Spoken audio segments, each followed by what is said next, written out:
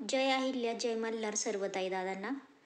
आज बाप्पासाठी बनवत आहे सुक्या खोबऱ्याच्या किसापासून मोदक, म्हणजेच डेसिकेटेड कोकोनटचे मोदक.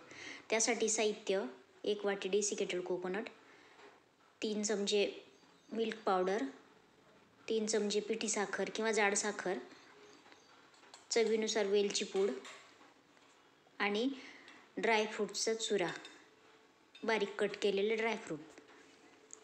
सर्व मिश्रण एका मिक्सरच्या भांड्यात घ्यायचे.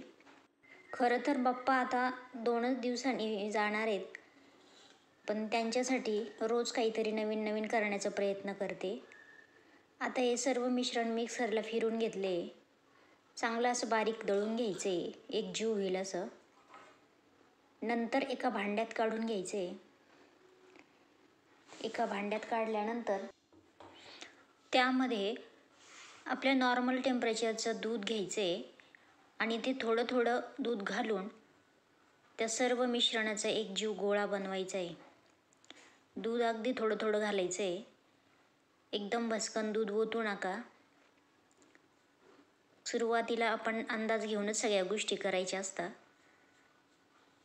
थोडं थोडं दूध घालून, दूध काही गरम वगैरे करायचं नाही आहे आणि दूध फ्रीजमधलंही वापरायचं नाही आहे. दूध नॉर्मलच असू द्यायचं आहे.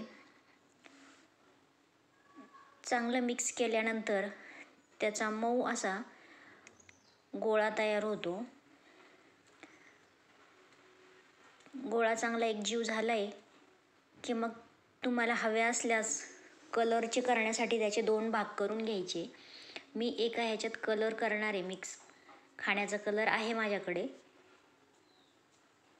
कलर त्यात फूड कलर घालून मिक्स करून घ्यायचे. आता मोदकाचा साचा घेऊन त्याला तुपाचा हात लावून घ्यायचा आहे आणि दोन्ही साईडला आपलं एकजीव केलेलं सारण भरून घ्यायचं आहे.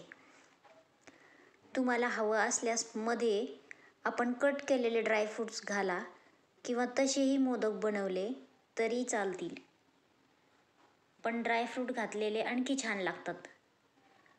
पाहिजे तर टेस्ट वाढण्यासाठी ड्रायफ्रूट थोडेसे भाजून घ्या तुपावर आणि मग त्यात भरा. असे मोदक एकदा नक्की करा. खूप छान झालेत कलरफुल मोदक.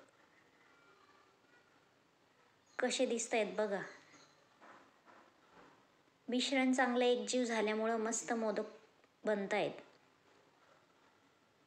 असेच आपण सर्व मोदक बनवून घेऊया. नंतर मी काही मोदकांना रंगीत चेरी लावली आहे, त्यामुळं ते आणखीनच आकर्षक दिसत आहेत. तुम्ही एकदा असे मोदक करून पहा नक्की. व्हिडिओ आवडल्यास लाईक करा, शेअर करा.